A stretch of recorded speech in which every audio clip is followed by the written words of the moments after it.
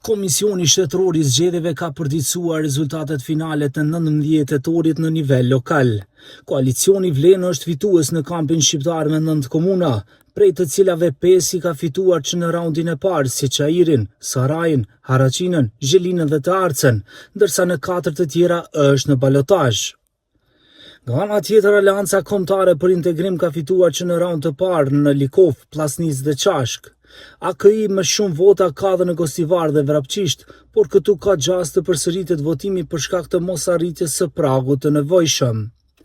Në Tetov, Bogovin, Dibër dhe Dollnen, Vlenë dhe AKI do t'i matin forcat në raundin e dytë. Në Tetov, Bilal Kasami nga Vlenë prin me 3756 vota ndaj Bajram Rexhepit të AKI-s. Në Bogovin gara është shumë e ngushtë, me vetëm 88 vota diferencë mes Feti Abazit nga Vlenë dhe Besnik Emshiut nga AKI. Në Dibër, Fisnik Mela nga Vlenë kryeson me 1279 vota ndaj kandidatit të pavarur Ramadan Imeri, ndërsa në Dollnen, Blerim Islami nga Vlenë prin me vetëm 22 vota ndaj Sashko Veljanovskit nga VMRO DPMNE.